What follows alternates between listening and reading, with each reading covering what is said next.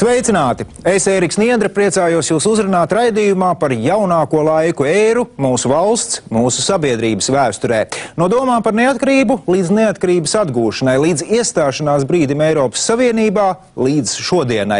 Notikumi, kurus redzējām, notikumi, par kuriem lasījām, dzirdējām, par kuriem paši runājām. Notikumi, kuri ietekmē mūsu dzīvi pēdējo 20 gadu laikā. 5. sērija – 2002. gads. Lielās bailes no milēniuma, 4 tanki Latvijai, vēsturiskā uzvara pār Krieviju, katra otrā sieviete pie mums ir pērkama, Ulmanis un Munters uz lielā ekrāna, Ļeņins un Staļins mājo Lietuvā. Pasaule ar bažām gaida 2000. gadu. Skeptiķi biedē, 1000 gadus mijā, visi datori sajūgs prātā. Dators gadus vienu no otra atšķir pēc pēdējiem cipariem. Ja tās būs 2 nulles, tad elektroniskais prāts to uztvers kā 1900. gadu. Kas notiks tālāk, grūti prognozēt. Ļaunākais scenārijs – datorsistēmas uzkārsies un no ierindas izies atomelektrostacijas, kodolierīču kontrolas sistēmas un banku datu bāzes.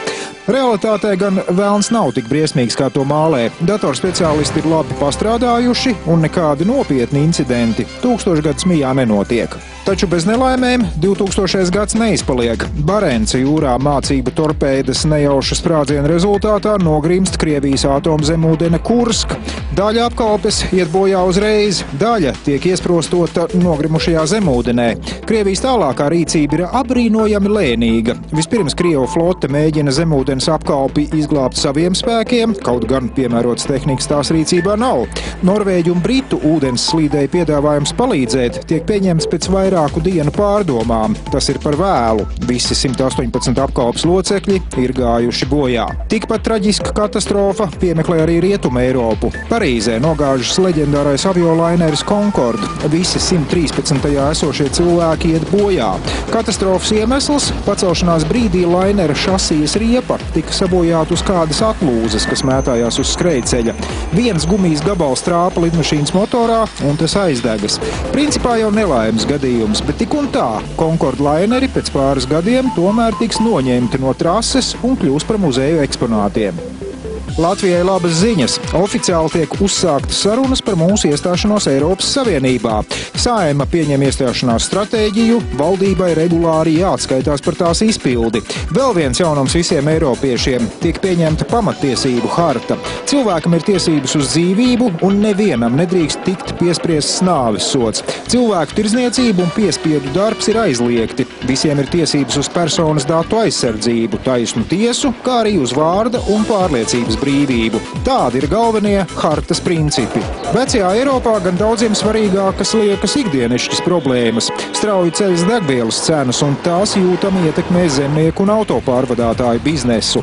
Īpaši neapmierināti ir franči un briti. Viņi iziet ielās. Lielbritānijā saniknotie protestētāji pat bloķē degvielas piegādes benzīna tankiem. Rezultātā 3000 uzpildes stacijas nākas slēgt, jo benzīns ir beidzies. Neko daudz gan protestētājiem neizdodas panākt. Degvielas cenas ceļas visā pasaulē, un viena atsevišķa valdība tur neko iespaidot nevar. Ja nu vienīgi ieviest padomju modeļa sociālismu, kurā valsts degvielas tirgu tur savās rokās un regulē benzīna cenas un normas. Taču šādam režīmam komplektā nāk arī dažas nepatīkamas lietas. Kādas? To var redzēt nesen atklātajā padomju pieminekļu parkā Lietuvā.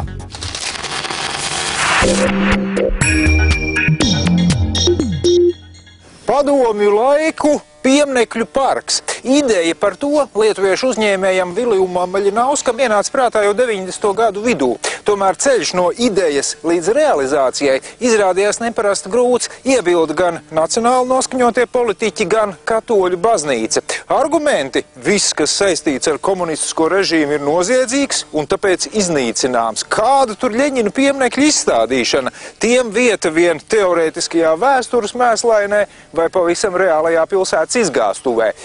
1998. gadā Lietuvas valdība tomēr atļāva Maļinauskam ierīkot pieminekļu parku netālu no Druskiniņu pilsētas. Taču nekur nebija teikts, ka parks tik tiešām tiks ierīkots. Daļa deputātu premjerministru Vagnori, kurš bija devis šādu atļauju, pasludināja teju vai par nodevēju. Tomēr Maļinauskam izrādījās abrīnojami stipri nervi, un 1999. gadā viņš uzsāka parka ierīkošanu. Vēl pēc gada tas bija gatavs.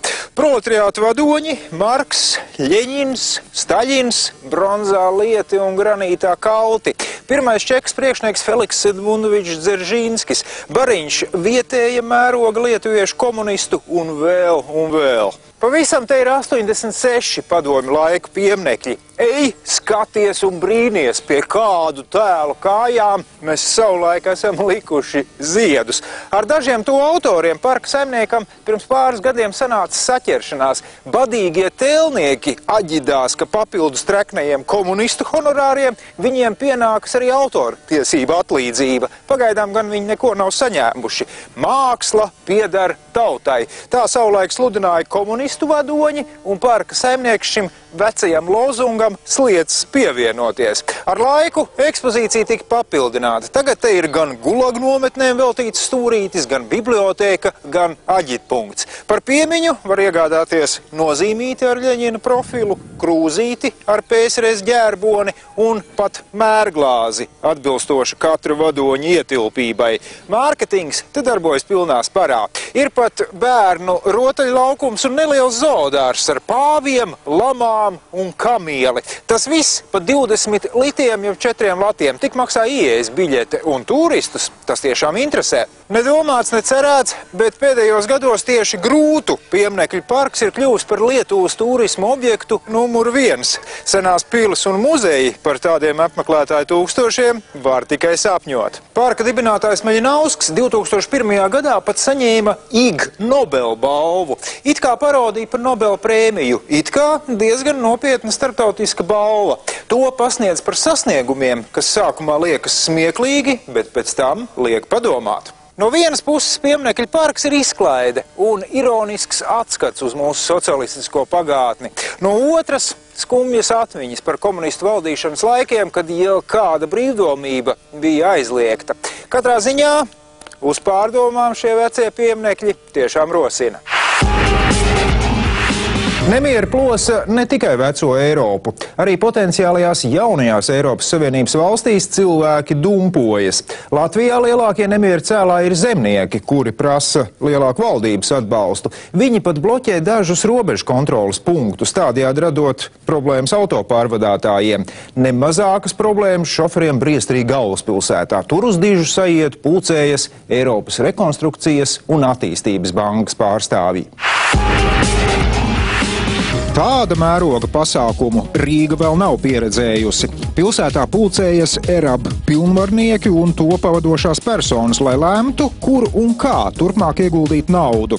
Augstos viesus, kopskaitā vairāk nekā 2000 cilvēkus, jāuzņem godam. Tādēļ pasākumi sapulces organizēšanai sākas jau gadu iepriekš. Tiek kapitāli izremontēts un pārbūvēts Kongresu nams.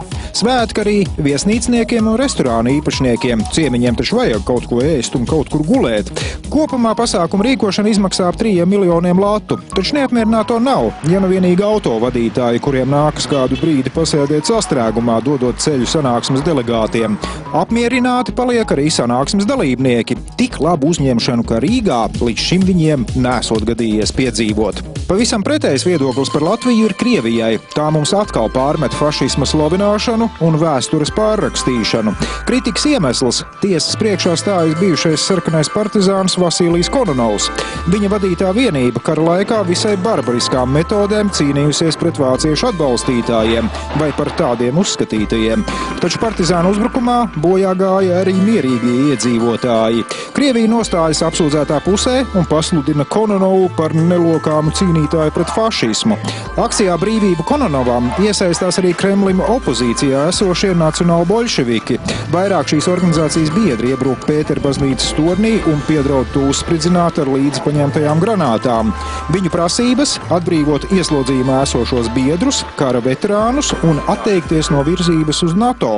Laika apstākļi gan nāk par sliktu Nacbolu publicitātei. Biezajā miglā tornī izkarinātos lozungus lāgā nemaz nevar redzēt. Un arī beidzas akcija bez īpaša trokšņa. Policijas specvienība diletantiskos teroristus arestē. Ja Eiropas sanāksmes rīkošanai valstī naudas pietiek, tad ar citu projektu Latvijas Nacionālās bibliotekas celtniecību ir bēdīgāk.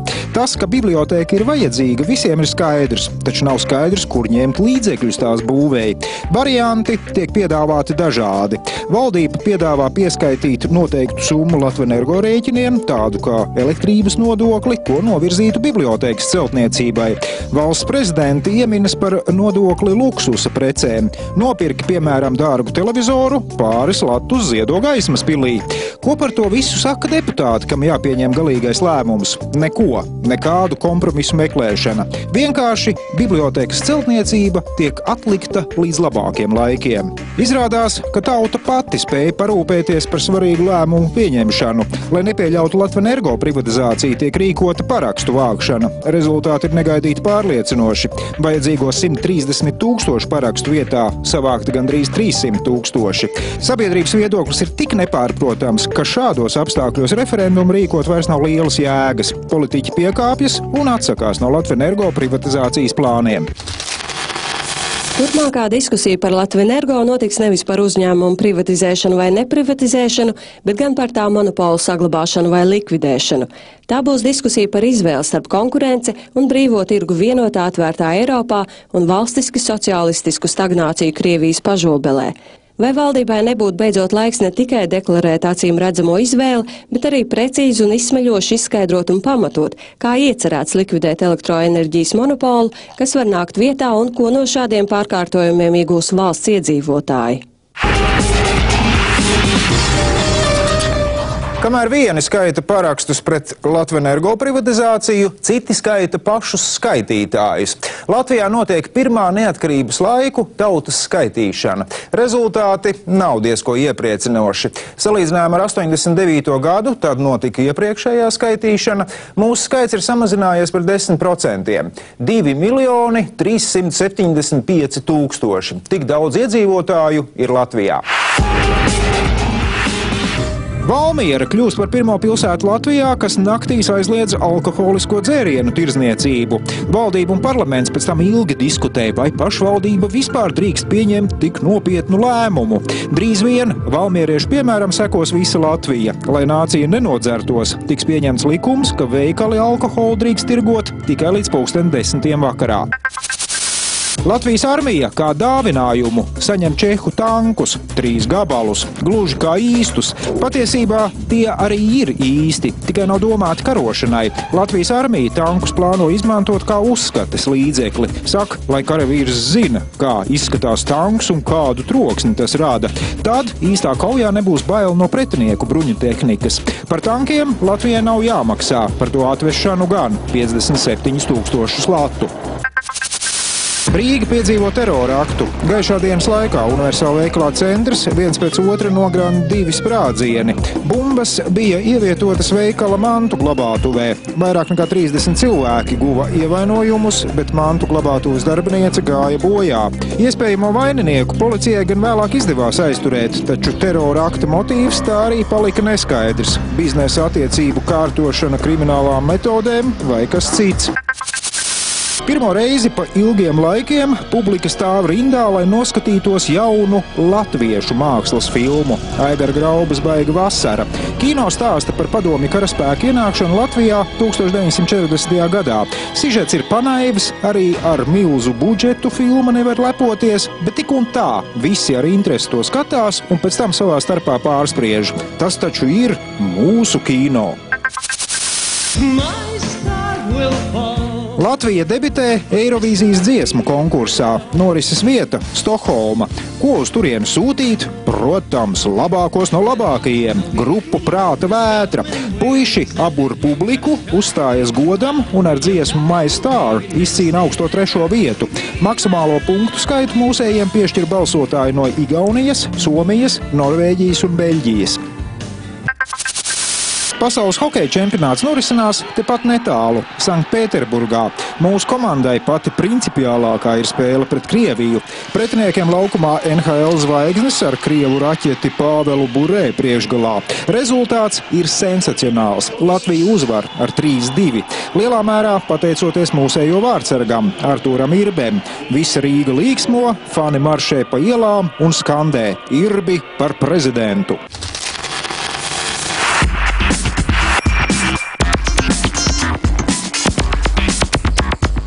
Kādēļ Latvijā tik ļoti fano tieši par hokeju, nevis futbolu vai basketbolu? Manuprāt, tas ir tāds vēsturisks sentiments ar ideoloģisku piegaršu, jo es atgādināšu, ka mēs jau krieviem sākām mācīt hokeju spēlēt, un pēc tam viss tālākais, kas attīstījās pēckara gados ar Daugavu, ar Rīgas Dinamo, tur bija stāsts par to, ka mēs redzējām šajā komandā kaut kādu tādu kā ar revanšismu, tādu kā cīnītāju garu, un fanoja it kā par Rīgas Dinamo. Tajā pašā laikā mēs zinām, ka fani jau tribīnēs fanoja par latviešiem, kas spēlē šajā komandā.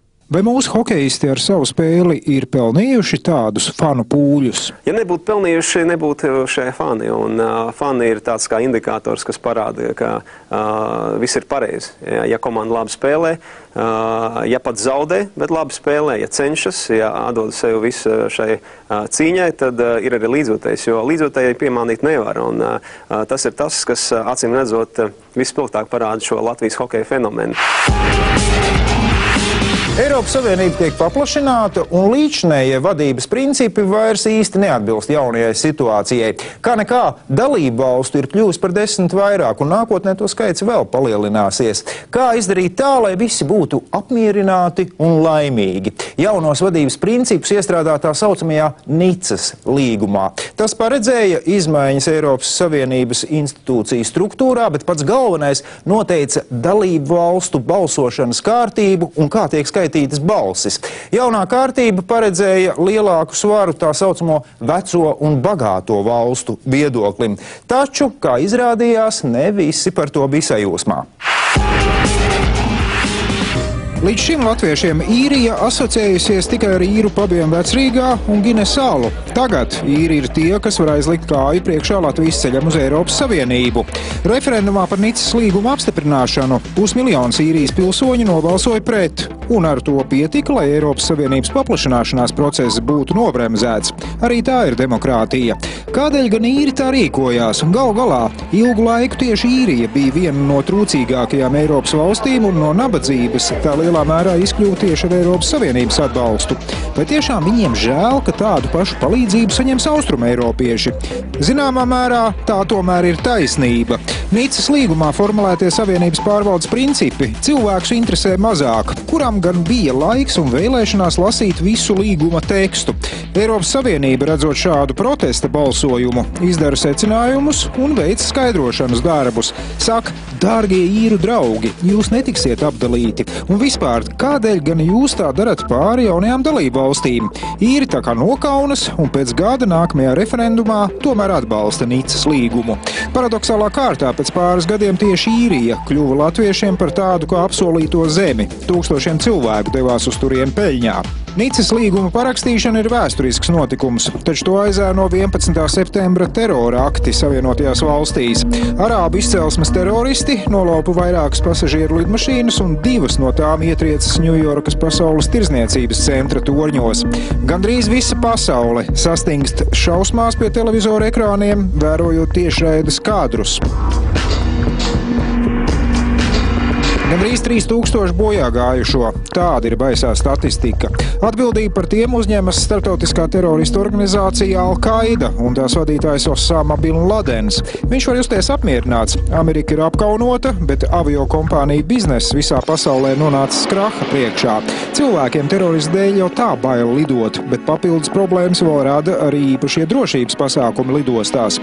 Arī Eiropas Savienība drīz vien pieņems vienotus noteikumus aviācijas drošībai. Par laikiem, kad rokas bagāžā līdz varēja ņemt manikīru šķērītes un dzērienu pudeles, varam aizmirst. Asinis brēc pēc atriebības. Savienoto valstu prezidentam Džordžam Bušam nākas kaut ko darīt, lai atrastu un sodītu Amerikas pilsoņu nāvē vainīgos. Tālu nav jāmeklē. Osama bin Ladens atrodas Afganistānā, kur viņam patvērumu sniedzis talību režīms. Tā vadoņi atsakās teroristi izdot, vien ir ar mieru bin Ladenam palūgt atstāt valsti. Ameriku šāds risinājums neapmierina, un tā sāk militāra operācija Afganistānā. Talībus ātri vien izdodas satriekt, taču Osama bin Ladens ir kā ūdenī iekritis. Viņu nav izdevies atrast vēl šobaldien. ASV prezidents Džordžs Bušs jau tagad izteicies, ka sācies pasaules karš. Vai tas ir trešais pasaules karš vai starpkarš starp otro un trešo, es nezinu.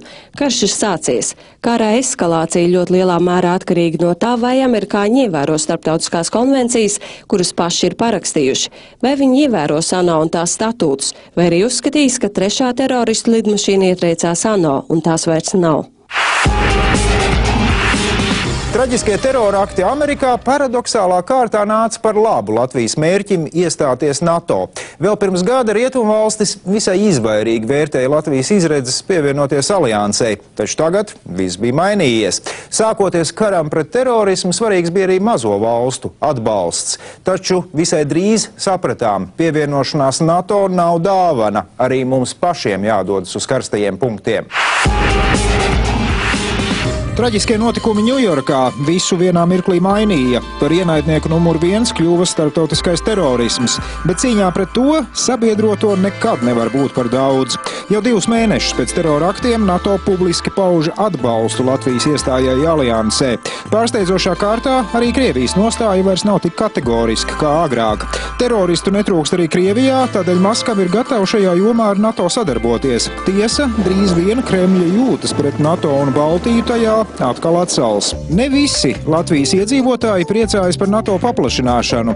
Tos savus ādas var izbaudīt Velsas princis Čārls. Vizītes laikā, kad britu troņmantnieks dodas pie brīvības pieminekļa, pret viņu tiek sarīkots savdabīgs atentāts. Daugavpils skolniece un Nacionāla bolševiku partijas biedrene Aļina Ļebeģeva karalisko personu iepļaukā ar neļķu pušķi. Tā viņa paudusi protestu pret Latvijas virzību uz NATO un karu Afganistānā. Strīdus izraisa ne tikai lielā politika vien, domas dalās arī par pieminekļiem. Uzņēmējs Jevgeņijs Gombergs ir atjaunojis Krievu cara Pētera I pieminekli. Tas 20. gadsimta sākumā slējās uz tagadējā Brīvības ielas un Raiņa bulvāra stūra. Vecajā vietā to likt, protams, nevar, bet Rīgas dome, kurai Gombergs Pētera I grib atdāvināt, tā arī nespēja izdomāt, ko ar dāvanu iesākt. Pilsētas svētkos tas uz brīdi tiek novietots parkā, taču pēc neliela skandāla to novāc un mēģina atdāvināt Sanktpēterburgai. Taču arī Krievi no pieminekļa oriģināla atsakās. Viņiem pietikšot ar kopiju. Tā nu beigās Pēters ar visu zirgu vēl šobaldien stāv uzņēmēja Gomberga pagalmā. Pieminekli tātad mums nevajag, taču no Eiropas Savienības pirms iestāšanās programmas, jeb SAPARD naudas, gan neviens ir nedomā atteikties. Daļa naudas nonāk lauksaimniecībā, bet daļa tiek lauku turisma attīstībai. Gan pilsētnieki, gan ārzemju viesi brauc skatīties uz stārķiem, stirnu bukiem un zivju tīķiem. Cilvēku labklājības līmenis aug, bet Latvijas koprodukta pieaugums izrādās straujākais Austruma Eiropā. Nu jau latvietis Eiropā var justies kā gana turīgs cilvēks un bez bažām doties apceļot pasauli.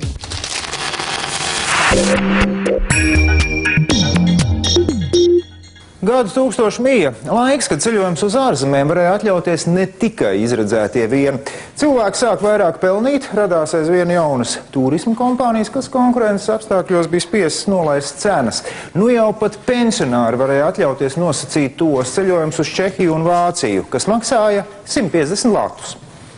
Galvenais pārvietošanās līdzeklis gan palika tas pats vecais labais autobus. Tikai tagad autobusi bija jaunāki un ērtāki. Nevajadzēja vairs uztraukties par to, vai darbosies kondicionieris un varēs uzvārīt ūdeni.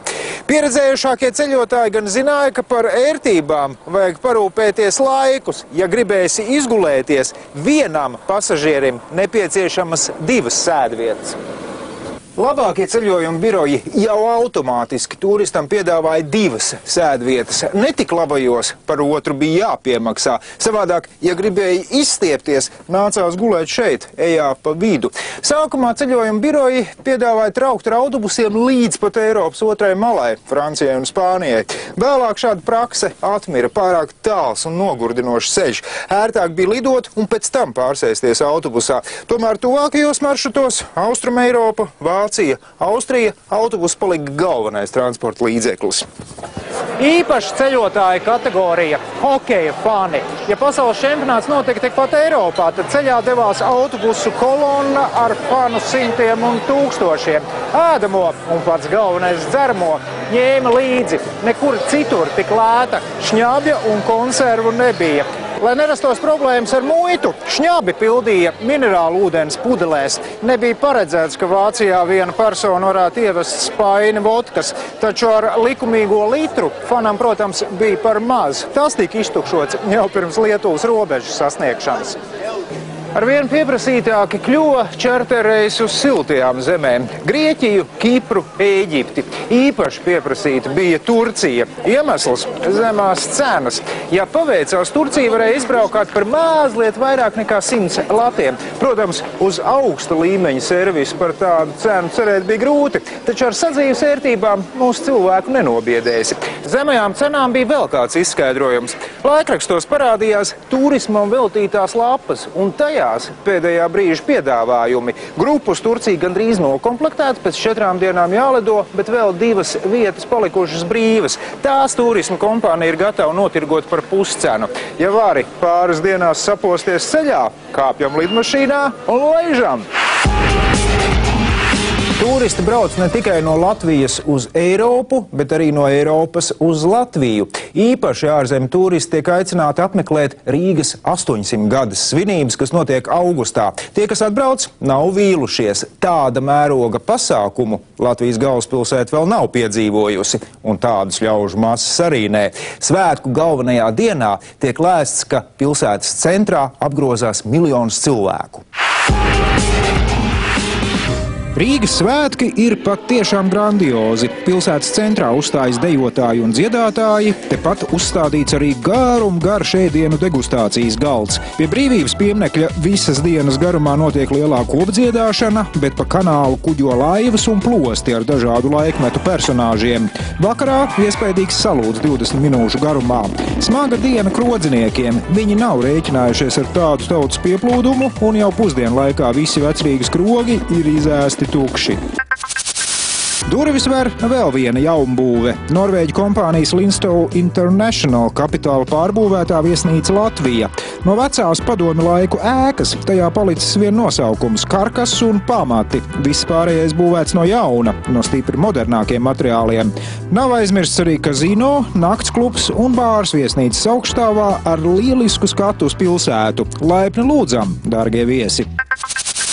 No gadiem ilgās krīzes atkopjas uzņēmums, ko daudz jau uzskata par mirušu – Rīgas vagonbūves rūpnīca. Tā saņem pirmo ārzemju pasūtījumu. Pēc Baltkrievijas pasūtījuma atjaunot dīzeļu vilcienu. Pirmajam pasūtījumam seko nākamie, un savus labums tiek arī mums. Sāk atjaunot arī Latvijas dzelzceļa pasažieru vilcienu sastāvus. Zviedru režisors Pols Holanders uzņem filmu par Latviju. Tās nosaukums – Bye Bye Beauty, un Rīga tajā nav atainota pārāk pievilcīgā gaismā, kā Eiropas mēroga prostitūcijas centrs, uz kuru bariem brauc izklaidēties skandināvu vīrieši. Daži režisora apgalvojumi ir maigi izsakoties diskutabli. Piemēram, ka katra otrā Latvijas sieviete esot pērkama. Izceļas pat starptautisks skandāls, kas drīz vien norimst. Latvijas puse nolēmja, ka nav vērts ar saviem protestiem taisīt Zviedram bezmaksas reklāmas kampaņu. Vēju pilsētas titulu un pludmales klātbūtni Liepājā nolēma izmantot brāļi Meģņi, Raivo un Mareks. Pašā vasaras plaukumā 20. un 21. jūlijā te notiek pirmais Baltic Beach Party. Princips vienkārši – jautra pludmales ballīte ar dejām, ierēpšanu un skaļu jautrību. Vienīgā atšķirība no privāta tusiņa – par ieeju jāmaksā un svinētāju pūlis – oi, cik liels. Mūsu tautas jaunākā daļa to pieņem ar sajūsmu, un no 7,000 pirmajā gadā apmeklētāju skaits pieaug līdz cienījamiem 62,000 2007. gadā.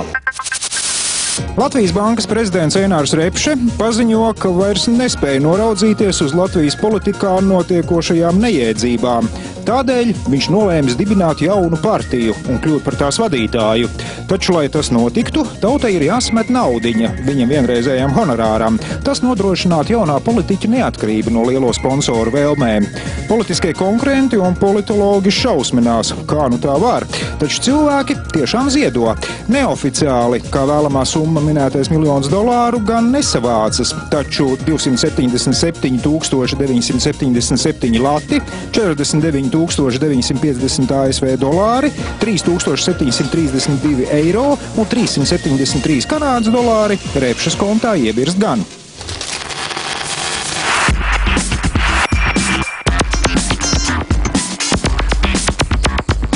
Vai kādā rietumu demokrātijas valstī cilvēks, ejot politikā, varētu atļauties pieprasīt honorāru? Teorētiski, kāpēc ne? To, es domāju, varētu darīt jebkurš. Bet ja runā par Repšes kungu konkrēti un par viņa piedāvājumu sabiedrībai, tad pēc viss tā sliktā, kas par to ir pateikts, vajag saprast arī laikam viņa motivāciju. Es tā domāju, ka tā viņa motivācija bija mēģinājums uzstādīt diagnozi politiskai videi. Cilvēks pasaka, es gribu par savu darbu, nākamo darbu, avansā saņemt ap 1 miljonu, es nezinu, eiro, latus, dolārus, vienalga kādas naudas vienības, un sabiedrība piekrīt tam un sāk to maksāt. Tad viens ir uzstādījis diagnozi un pārējie to apstiprina. Tā diagnoze tāda, ka politika ir biznesa. Un ja cilvēks iet tajā, tad viņš grib nopelnīt. Repšes kungs pasakot, es būšu tīrs, es nepelnīšu, samaksājiet man jau iepriekš. Tas ir tāds savdabīgs mēģinājums gūt to pašu likumīgi, pēc labas gribas, pēc labas vēlmes, nevis likt saprast, ka visi tie, kas iegājuši politikā, būdam ievēlēti, sāk to naudu taisīt kā biznesu. Es domāju, tā bija tā pamatlieta, ja atgriežās pie tiem rietumiem. Rietumos man ir grūti iedomāties, ka šodien kāds to varētu izdarīt. Tas tiktu uztverts noteikti kā ekstravagants solis, nezinu. Varbūt tās krīzes laikos notiek visādi brīnumi, un es varu pieņemt, ka kādā valstī šāds politiķis gūtu lielu popularitāti kā saudabis, kā oriģināls ceļu meklētājs. Gada sākumu 12 Eiropas valstis sagaida ar satraukumu un cerībām. To ierastās naudas vietā stāsies eiro banknotes un eiro centu monētas. Kā nu būs? Vai viss noritēs bez starpgadījumiem? Un kā iedzīvotāji uzņems jauno naudu? Bažām ir savs pamats, jo tik vērienīga naudas reforma, kurā puse Eiropas pāriet uz vienotu valūtu, pasaulē vēl nav piedzīvota. Dzīve pierāda, ka satraukumam nav pamata. Viss norit bez starpgadījumiem. Eiro laikmets ir sācies. Uztraukums pirms eiro ieviešanas ir saprotams. Tik vērienīgu naudas reformu pasaule vēl nav pieredzējusi. Notiek tā nevis vienā valstī, bet veselās 12, pie tam vienlaikus. Nepiepildās ļaunākās prognozes, ka veikalnieki metīsies izmantot izdevību, lai pārcenojot preces no markām un frankiem uz eiro, uzliktu tām piecenojumu. Šur tur tā patiešām gadās, taču lielākoties, ja arī kāds uzcenojums ir, tad minimāls.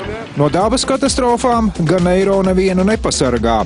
Vasarā lielu daļu Eiropas piemeklē postoši plūdi. Sevišķi smagi tie skar Čehiju, Slovākiju, Vāciju un Austriju. Prāga tādus plūdus nav pieredzējusi 200 gadus. Aplūst ielas, no ierindas iziet metro, bojā iet zoodārza zvēri. Tikpat smagi klājas vāciešiem. 30 000 cilvēkiem nākas pamest savas mājas. Finansiālie zaudējumi grandiozi. Pa visām valstīm kopā apmēram 10 miljārdi eiro. Latvijas tuvāko apkaimi gan plūdi neskar. Mūs sasniedz tikai to atbalsis. Runā, ka autoplačos parādījušās mašīnas no plūdu zonas. Visādi citādi labas un ētas. Tikai mitrumu un nelielu smaciņu gan ārā no tām dabūt ir gandrīz neiespējami. Vēl kāds Eiropas Savienības jaunums. Tiek ieviesta Eiropas valodu diena. Uztraukumiem, ka vienotā Eiropa kā ceļa rullis pārbrauks pāri visām valodām, aiz sevis atstājot tikai lielākos, nav pamata. Tieši pretēji, valodu diena domāta, lai uzsvērtu Eiropas tautu un valodu daudzveidību. Katra no tām ir sargājama un lolojama. Pati Eiropas Savienība rāda priekšzīmi. Visu dalību valstu oficiālās valodas ir arī Savienības oficiālās. 3 no tām, angļu, franču un vācu, ir darba valodas, taču dokumenti tiek tūkot arī pārējās 20. Dārgi? Jā, toties nevienam nav pamata justies aizvainotam. Eiroparlamentā darbojas arī praktikanti no Latvijas. Jauni cilvēki, kuri savu nākotni vēl saistīt ar kādu no Eiropas Savienības institūcijām un kā brīvprātīgi apgūst darba pieredzi. Izrādās Latviju pārstāv mūsu valsts pilsoņi, bet ne latvieši. Jā, ar labi apgūt latviešu valodu tomēr jūtams, ka iemācītu, nevis dzimto. Atcerējos, ko man par atšķirībām runājot ar skolāniem latviešu un krievu skolā stāstīja Eiropas Savienības informācijas centrā Latvijā. Latvieši vairāk jautājot par to, kas Latvijai draudot, ja iestāsimies Eiropas Savienībā, bet krievi par iespējām, kuras viņiem Savienībā radīšoties. Gada nogalē Latvija saņem ilgi gaidīto un loloto uzaicinājumu pievienoties Eiropas Savienībai. Tā ir labā ziņa. Netik labā ziņa ir tā, ka mums ātri jāpiemērojas Eiropas spēles noteikumiem un jāveic dažas reformas. Daļu no tām finansē Eiropas Savienība. Daudzi jau satraukumā berzē rokas. Tūlīt mums kā par reni sāks birt Eiropas nauda. Nauda patiešām birst, tomēr ne tik daudz, kā dažām abām gribētos. Briselē tiek apstiprināta FARE programma, kuras ietvaros arī Latvijai paredzēts finansējums integrācijas veicināšanai, muitas un policijas darbu uzlabošanai, nodarbinātības stratēģijas izveidošanai un citiem projektiem. Tas viss jauki, taču gribas vairāk. Eiropas Savienības vecās valstis un potenciālie jaunpienācēji sāk stīvēties par subsīdiju apmēriem. Jaunās valstis vēlas lauksaimniecības tiešos maksājumus saņemt tikpat lielus kā vecās. Turpretīm Eiropas Savienība piedāvā mazāku apjomu, kas ar katru gadu pieaugtu. Beigās gan izdodas panākt kompromisu, tomēr īsti apmierinātas kandidātu valstis šajā ziņā nav. Savukārt Eiropas Savienība nav apmierināta ar Latvijā valdošo korupciju.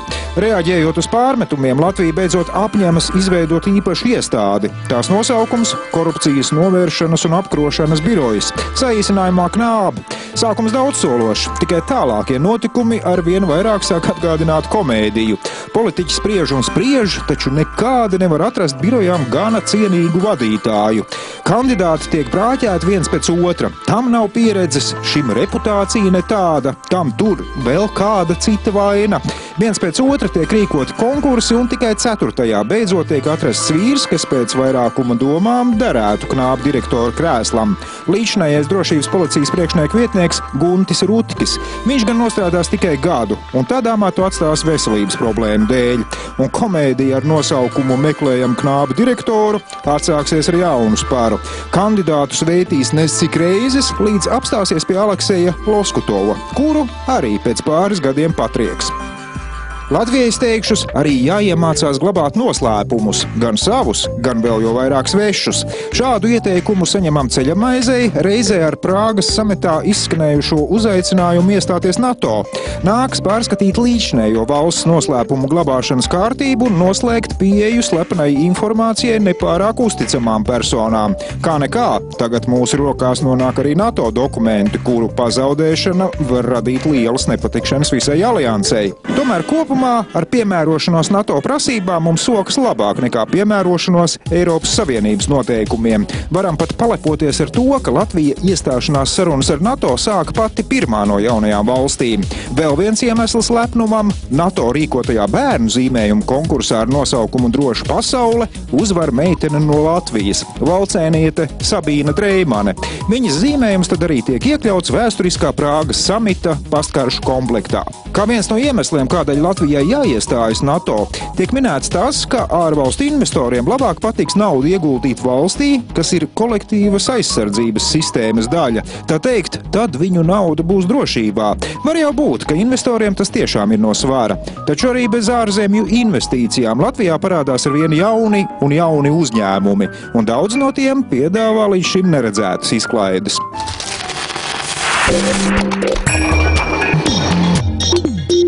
Golfs, par šo Latvijai tik eksotisko sporta veidu zinājām vien tik, cik Holivudas filmās redzēts. Miljonāri baltās biksēs ar cigāru zobos laiski dauza bumbiņu pa zālienu pārnājot darījumus. Arī Latvijā pirmie golfa spēlētāji bija tiešām bagāti cilvēki, kuri ar šo kaiti sasirguši ārzemēs. Citur jau arī nebija kur. Latvijā tāda īsta golfa laukuma nemaz nebija. Viss mainījās, kad latviešu hokejists Sandis Ozoliņš, pats liels golfa cienītājs, sadomāja Rīgas pievārtē bijušajā izgāstuvē ierīkot savu golfa laukumu. Pāris gadu darba, ieguldīt vairāk nekā 3 miljonu latu, un projekts tika īstenots. Golfs vienā mirklī kļuva par modes lietu. Spēlēja biznesmeņi, turisti, žurnālisti, aktieri un dziedātāji. Dažiem sanāca, dažiem nepārāk, taču abos gadījumos soma ar Callaway golfa nūjām un Lacoste Crackles ļāva justies kā izredzēto kluba biedriem. Redziet, es dodos spēlēt golfu. Uz golfa fona bowlings, tā tomēr tāda proletāriska izklaide. Staipīties ar smagām bumbām un ripināt tās pa celiņu. Tas tomēr, ziniet, ir fizisks darbs, taču latvieši no smaga darba nebaidās, un varbūt tāpēc bowlings ātri vien iekaroja popularitāti. Viens pēc otra atvērās vairāk bowlinga klubi. Purciemā, Pārdaugavā, Ķengragā, vēl šur tur. Pat vienā otrā lielveikalā nuvarēja šopingu apvienot ar bowlingu. Kamēr dāmas iepērkas, vīri ripina bumbas. Vai otrādi? Kārtīgs klubs piedāvāja vēl papildus izklaides iespējas – kafejnīcu, saunu, gaisa hokeju, skvošu.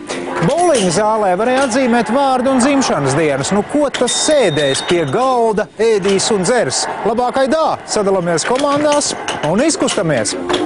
Paintballs. Tā jau vairāk tad vīru rotaļa. Laiki, kad tevi vai katrs otrais valkāja formu, karavīra, zemesarga vai policista, palika 90-tajos, taču krāmēties ar šaujamajiem vīriem gribējās.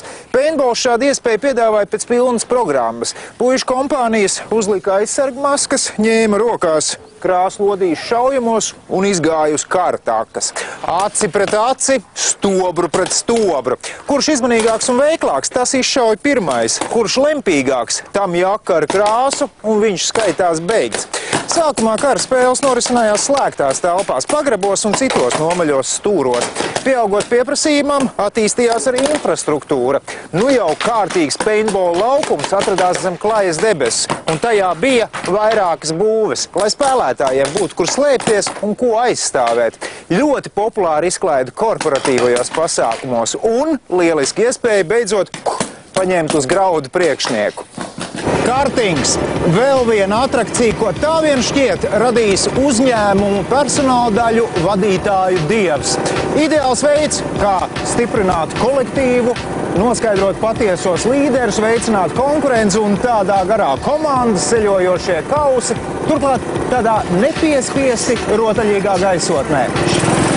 Labi izklaide arī individuālajiem sportistiem. Nekāda īpaša sagatavošanās vai papildus izdevumi nav nepieciešami. Atnāc uz trasi, noīrē kartingu un ķiveri par pārdesmit latiem un uz priekšu. Turīgākie jaunās izklaides cienītāji iegādājās pat savus individuālos kartingus. Vidusmēra spēkrats maksāja tā ap 2000 lati. Ar ko sliktāks par pirmo formulu, pat piedestāls un šampanietis atradīsies. Te vēl viss lipīgs no iepriekšējiem uzvarētājiem. Vienīgi trases Monako ielās nav. Tiesa, asi izjūta cienītāji drīz vien kartingus nomainīja pret strītreisu, kāpa savos bembjos un trauca pa lielveikalu stāvvietām. Jaunas izklaides iespējas cilvēkiem piedāvā arī televīzija. Pēdējais modes kliedziens - realitātes šovi. Pārsteidzoši, cik viegli ir iekarot auditorijas uzmanību. Pietiek iemitināt vienā dzīvoklī vairākus cilvēkus, kuru gaitām seko kameras, lai augsti reitingi būtu nodrošināti. Vēlāk gan šovu dalībniekiem dod sarežģītākus uzdevumus, un ar vienkāršu kopā būšanu un kašķēšanos vairs nepietiek.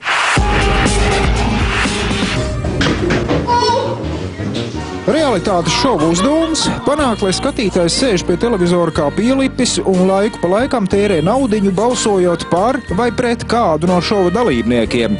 Vieglāk to panākt, ja šova dalībnieki veic kādu uzdevumu, ko publika novērtē. Piemēram, dzied. Latvieši ir dziedātāja tauta, un tādēļ īpaši liela piekrišana ir talantu fabrikai un tam līdzīgiem dziedāšanas šoviem. Pateicoties līzinga saņemšanas iespējām, Latvijā nopietni sāk attīstīties jauno automašīnu tirgus. Autosaloni atveras viens pēc otra. No kaimiņiem gan atpaliekam. Igaunijā autotirgotājiem vidēji mēnesī izdodas pārdot teju vai 3 reizes vairāk jauno mašīnu nekā Latvijā. Pagaidām uz ielām vairāk ir veco mašīnu. Tādēļ gada auto nosaukumu pelnījis lietots 3. sērijas BMW. Ilgu laiku tas ir jauniešu sapņu auto. Nepārāk dārgs, 10 gadus vecu var dabūt par nepilniem $5000. Toties jaudīgs. Prāts nevienmēr tiek jaudai līdzi, un daudzi tieši ar šādu auto nositas. Latvija triumfē Eirovīzijas dziesmu konkursā. Pirmo vietu izcīna Marija Naumova ar dziesmu I Wanna. Dziesma nav tā pati izcilākā, toties Marijas priekšnesums nevienu neatstāja vienaldzīgu. Noslēdzas tas ar tādu kā nelielu striptīzu. Turpmākajos pāris gados šo paņēmienu savā arsenālā ņēma teju vai katra otrā Eirovīzijas dalībniece. 30. decembrī uz turpmāk ikgadējo disko nakti Ķīpsalā pulcējas 4000 līdzīga gada gājuma apmeklētāji. Turpmāk auditorija augs un pēc 5 gadiem sasniegs jau 9000. Pirmā pasākuma oga ir atzimusi Eolika un agrākie lenšu dižokeji. Simbolisks pasākums - priecājas paudze, kas atmodas sākumā bija jaunie un varošie, bet tagad kļuvuši par veterāniem. Jūrmalā sākas vērienīga atpūtas kompleksa celtniecība. Te top Līvu akvaparks, lielākais ūdens atrakciju parks visā Austrumeiropā. 211 metrus garš ūdens nobrauciens, caurule, kurā cilvēks šļūcot sasniedz 60 km ātrumu. Lūk, dažas no parka atrakcijām. Apmeklētājiem durvis tas vērs pēc gada un drīz vien kļūs par iecienītu atpūtas vietu. Pēc garām diskusijām beidzot apstiprināta reklāmas devīze, ar kuras palīdzību Latvija mēģinās piesaistīt ārvalstu turistus – Zeme, kas dzied. Nomainīts arī vecais logo ar cielaviņu pret jaunu. Uz tā redzams stilizēts jūras horizonts ar dejojošu cilvēku figūrām.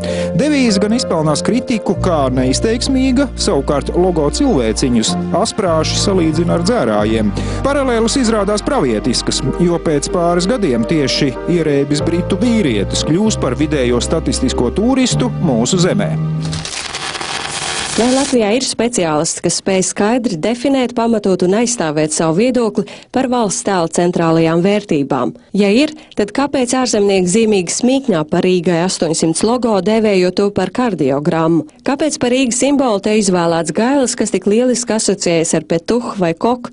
Kāpēc no mārketinga, reklāmas un brenda perspektīvas tev ģeniālā ideja par Latviju kā Baltijas atslēgu ir pamesta putekļainos arhīvos? Latvijai ir jāizvēlas savu pozīciju. Mēs varam būt zeme, kas dzied, bet vai tam ir kaut mazākais sakars ar izaicinājumiem, ko mums izvirza globalizētā rītdienas pasaule? Laika periods 2000–2002. Tagad par naudu un ko par to varēja nopirkt. Tipiskākās, modernākās un interesantākās lietas, priekšmeti un apģērbi. Sāksim ar vidējo algu. Tā 155 lati, kas atbilst $260. 8. Žigulis $500. Litrs 95. benzīna 38 centīmi. 3 istabu dzīvoklis Zolitūdē $20,000. Portatīvais dators Kompakt $3,000. Kas plauktos? Zelta zivtiņa. Pirmā mobilo sakaru priekšapmaksas karte, ko piedāvāja kompānija Tele2. Tobrīd gan tā vēl saucās Baltcom GSM. Otrs mobilo sakaru operators Latvijas mobilais telefons sākumā nikni protestēja. Priekšapmaksas kartes nesot labas, jo ļauj izmantot zaktus telefonus. Tomēr zelta zivtiņa guva tādu piekrišanu, ka LMT nekas cits neatlika, kā vien aizmirst savus pārmetumus un laist klajā savu priekšapmaksas karti. MP3 atskaņotājs, miniatūras nieks, kas paveica lielus darbus, būtībā iznīcināja visu to ierakstu industriju, kas bija pastāvējusi gadu desmitiem. Kāda vēlna pēc pirkt veiklā kompaktdisku, ja ir iespējams to pašu mūziku, ielādēt mūzikas failu atskaņotājā par velti, pārspiest no draugiem vai sameklēt internetā. Pirmo modeļu atskaņotājos gan sevišķi daudz mūzikas nesatilpa, labi, ja 200 dziesmas, taču ar katru gadu atmiņas izmēra auga. Spilvas tomātu mērce. Vispār jau augļu un dārzeņu pārstrādes uzņēmums Spilva darbojās jau sen, taču ievērojama piedāvājuma paplašināšana sākās 90. gadu beigās. Tomātu mērces, burciņu zupas, dārzeņu salāti, ievārījumi. Viss vietējā ražojuma, viss garšīgs un kvalitatīvs. Datora, šķidro kristālu ekrāns. Plāns, elegants, skaists. Sākumā pienācās tikai priekšniekiem. Vēlāk cenas kritās un biroji masveidā pārgāja uz plānajiem monitoriem. Un ne jau tikai biroji vien, ar laiku nonāca tik tālu, ka šādi ekrāni rēgojos veikalos pie kasēm un pat sabiedriskajā transportā.